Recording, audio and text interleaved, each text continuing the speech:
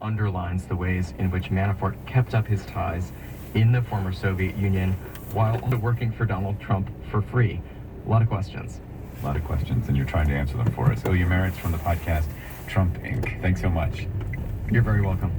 Large numbers of migrants continue to cross the U.S.-Mexico border hoping to get asylum. Some arrive in need of medical care, others get sick while they're in government custody. This next story is about the volunteer medics stepping in to help treat the migrants after they're released. Here's Mallory Falk from member station KRWG. At a Catholic retreat in the southern New Mexican city of Las Cruces, a 9-year-old boy is undergoing a medical evaluation.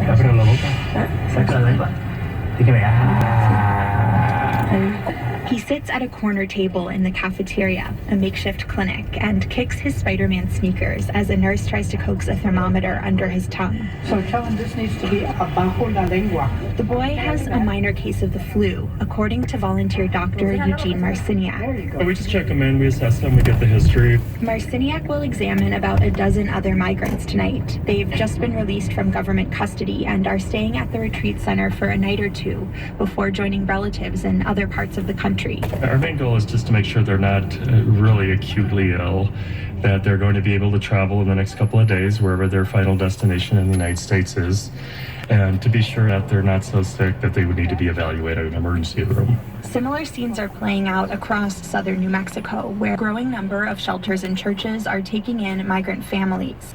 In addition to these makeshift clinics, the state health department is sending out a mobile medical van. Dr. John Andazola is a volunteer physician who works out of the van. So we have private rooms, we have an examination table, I have medications in cupboards and the equipment I need. So what this brings to me is a more safe clinical experience and more privacy for the patients. Andazola has been volunteering since 2014. He says most patients have routine colds or mild dehydration, but without screenings, we would miss the really sick kids. And so miss those kids. They're at risk of serious illness, death. Late last year did die in government custody after being held in New Mexico. Since then, immigration officials have strengthened screenings for minors in custody, but volunteer medics say there's still more need once they've been released. Among the families here is Sergio and his 2-year-old son, Dylan. He asked that we not use their last name because of their precarious immigration status. Sergio thinks his son became sick in a holding facility. It was cold there, he says, and agents took away their blankets. Volunteer Frida Adams coordinates the doctors and nurses in southern New Mexico. She says the care they provide families like Sergio and Dylan goes beyond basic medicine. We start handing out water, we start handing out snacks, because the thing they need the most is a place to sit. Set their babies down. They've been carrying their babies for 2,000 miles. And even in the holding, many times they hold that child constantly. So to be able to set your child down and rest your arms is a big thing. The federal government isn't paying for these humanitarian services, but the New Mexico Department of Health is chipping in gas and a driver for the medical van. David Morgan with the department says they could use many more volunteers. I certainly understand, how divided we are as a community, as a country about the subject of immigration. But at the end of the day, it's important to us to be able to not lose sight of the fact that these are people who need help. And Morgan says this medical van is one way the state can meet the growing need along this stretch of the U.S.-Mexico border. For NPR News, I'm Mallory Falk in Las Cruces. 7:42, and this is OPB. I'm Jeff Norcross. In a symbolic move, Oregon's House of Representatives chose Earth Day to take up a bill that would have banned statewide the use of plastic foam food containers. But lacking bipartisan support, even in a House with Democratic supermajority, it failed in an extremely tight vote. And you can find details when you visit our website, opb.org. How do you get an accurate count of all the human beings in the U.S.? That's the basic challenge of the decennial census. And the U.S. Supreme Court hears oral arguments today about whether a citizenship question will affect the count's accuracy. We'll have details on that on the Marketplace Morning Report, and that's about 10 minutes away here on OPB. Typical slowing around Portland this morning. I-5 southbound going down through North Portland and on the Interstate Bridge. I-205 southbound is slow approaching the Abernathy Bridge. Northbound I-5 slow around the Terwilliger curves. Support for OPB comes from our members, thank you, and from Oregon Executive MBA, where you can learn from leaders like you. Saturday, open house in Portland, April 27th, oemba.uoregon.edu. A news update from the BBC, next on OPB. It's 7:43. Good morning from the BBC in London. I'm Rich Preston with BBC Topline, some of our top international stories this hour.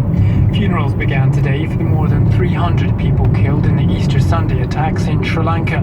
Rajini Vaidyanathan is in Batticaloa, where one of the 8 attacks occurred. This area has experienced severe loss in the past, with the civil war and also the tsunami in 2004. Today, as they remember their loved ones, many are asking, why did this happen to us again? China has shown off a new type of destroyer at an international gathering marking the 70th anniversary of its navy.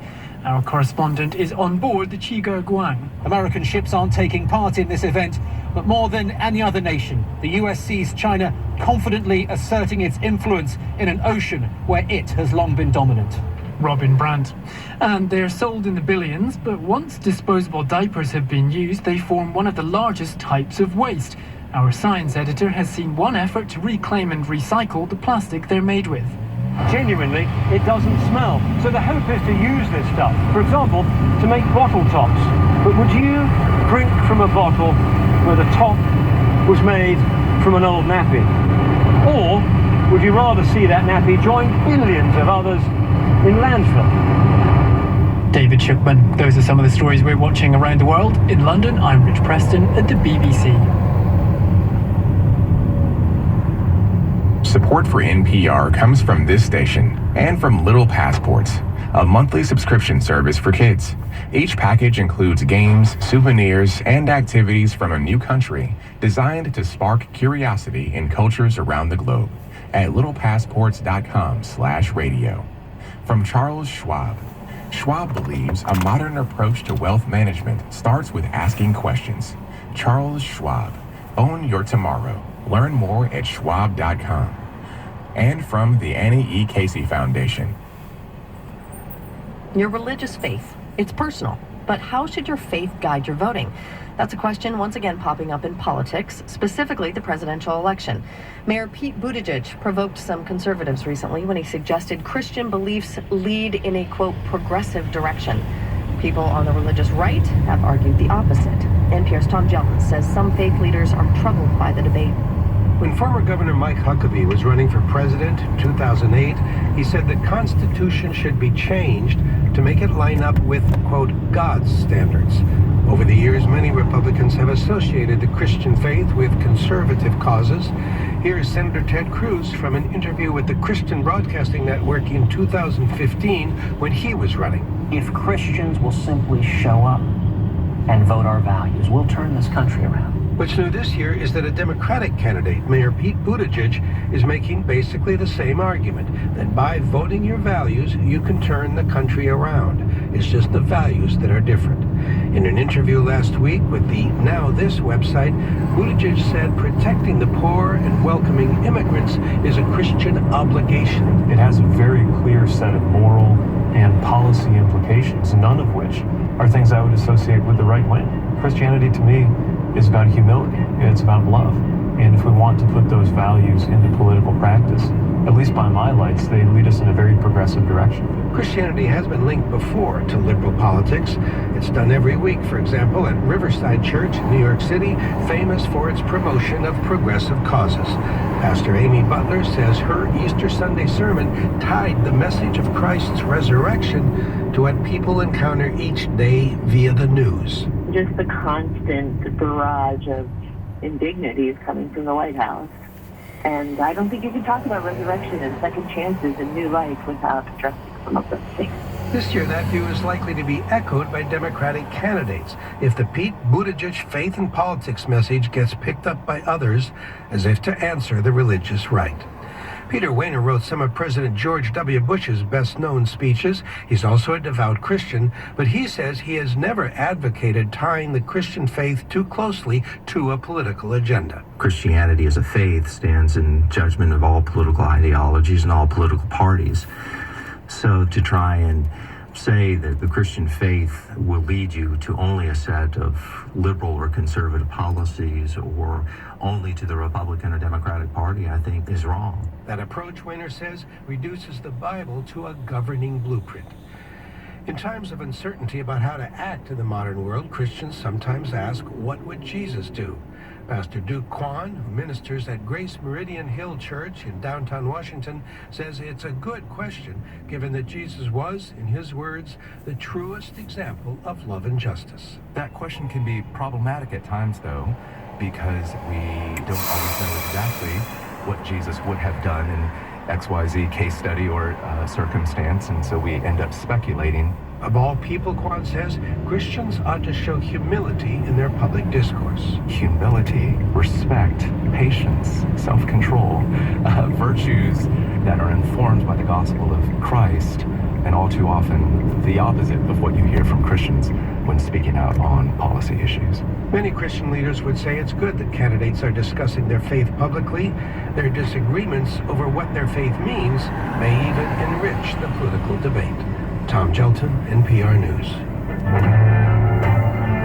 7:49, and thanks for connecting with Morning Edition on OPB. On this Tuesday, April 23rd, I'm Jeff Norcross with Dave Miller, the host of Think Out Loud, here with a preview of the show at noon today. Dave, good morning. Good morning. You're following up today on changes that the Oregon Department of Corrections has promised to make at the state penitentiary.